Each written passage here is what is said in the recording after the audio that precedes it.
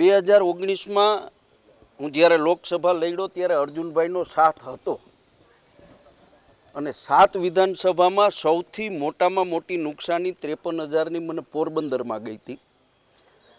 અર્જુનભાઈનો સાથ નથી પણ મારા મજબૂત સાથીદારોનો સાથ છે અને ગયા વખત કરતાં જે નુકસાની હતી એમાં સરભર કરી અને મારા કાર્યકર્તાઓ મને લીડ કઢાવશે એવો મને વિશ્વાસ છે. આ વખતે વિધાનસભામાં પોરબંદરની જે પેટા ચૂંટણી કોણ ઉમેદવાર આવશે અને કઈ રીતે ચૂંટણી એને પસંદગી કરશે?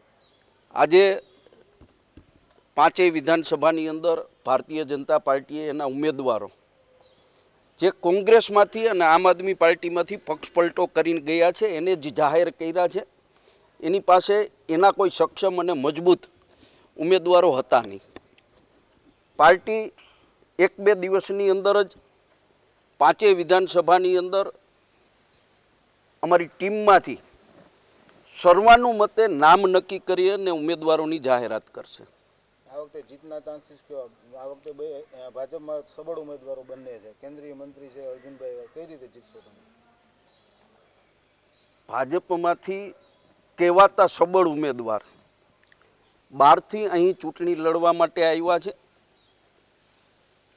અને પાર્ટીએ મારી પસંદગી એક સબળ ઉમેદવાર સામે તાકાતથી લડી શકે એવું હું વ્યક્તિત્વ ધરાવું છું ને મારી પસંદગી કરી છે. પાર્ટીને મારી ઉપર વિશ્વાસ છે કે પાર્ટી એ જે મારી ઉપર વિશ્વાસ મૂક્યો છે કે લલિત વસોયા તાકાતથી લડશે અને બરાબર ફાઇટ આપશે અને હું ફાઇટ આપી રહ્યો છું. ભાજપની જે ઇન્કમન્સી છે એનાથી વસોયાને કેટલો નફો? 100%. પહેલી વાત તો જે ભારતીય જનતા પાર્ટીના શાસન દરમિયાન મોંઘવારી, બેરોજગારી, ખેડૂતોને પરેશાની, અનેક મુદ્દાઓ છે. એ મુદ્દાઓથી મને ફાયદો થવાનો છે પણ સાથે સાથે આ વિસ્તારમાંથી 2 લોકોએ પક્ષ પલટો કર્યો છે અને ગુજરાતની પ્રજાની માનસિકતા રહી છે.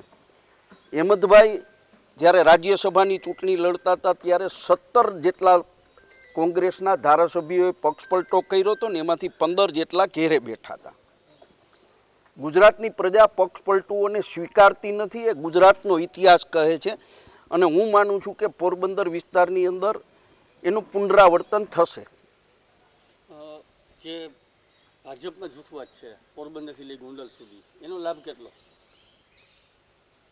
જૂથવાદ આખા ગુજરાતમાં ભારતીય જનતા પાર્ટીમાં છે. સાબરકાંઠા હોય, બરોડાની સીટ બદલાવી પડી. આજે પણ 2-3 સીટની અંદર ભાજપના હજારો કાર્યકર્તાઓએ ભાજપ કાર્યાલય ઉપર જઈને પણ રાજીનામા આપ્યા છે અને આપ જોવો છો કે પોરબંદર વિસ્તારની અંદર પણ ભાજપના જ આગેવાનો, ભાજપના જ કાર્યકર્તાઓ વિડિયા બનાવી અને બહારના ઉમેદવારનો વિરોધ કરી રહ્યા છે. એટલે જે કાંઈ ભારતીય જનતા પાર્ટીમાં અસંતોષ છે બહારના ઉમેદવારથી, એનો ફાયદો અમને મળવાનો છે અને મળી રહ્યો છે. ખાસ કરીને પોરબંદરમાં કોંગ્રેસનું સંગઠન કઈ રીતે મજબૂત કરશો? મોટાભાગની ટીમ ખાલી થઈ ગઈ. અર્જુનભાઈ કોંગ્રેસ પાર્ટી છોડી અને છેલ્લા સમયની અંદર ગયા છે. અર્જુનભાઈ કોંગ્રેસના દિગ્ગજ અને મોટા નેતા હતા. જે કાંઈ અહીંનું સંગઠન હતું એ અર્જુનભાઈ દ્વારા હોદ્દાઓ આપવામાં આવેલા હતા, એટલે એના નજીકના માણસોને આપ્યા હતા. એટલે સ્વાભાવિક છે કે પાર્ટીના જે કાર્યકર્તાઓ અને આગેવાનોને જેમને એને પ્રોજેક્ટ કર્યા હતા એ એમની સાથે ગયા છે. પણ હું માનું છું કે જે પણ પાછળ વધ્યા છે એ સક્ષમ અને તાકાતવાળા માણસો છે. રાજકીય આગેવાન પક્ષ પલટો કરતો હોય છે પરંતુ મતદારો પક્ષ પલટો નથી કરતા હોતા. મતદારો જે વિચારધારા ધરાવતા હોય એ વિચારધારા ઉપર જ ચાલતા હોય છે અને આ પોરબંદરની પ્રજા એ દેખાડશે એવો મને વિશ્વાસ છે.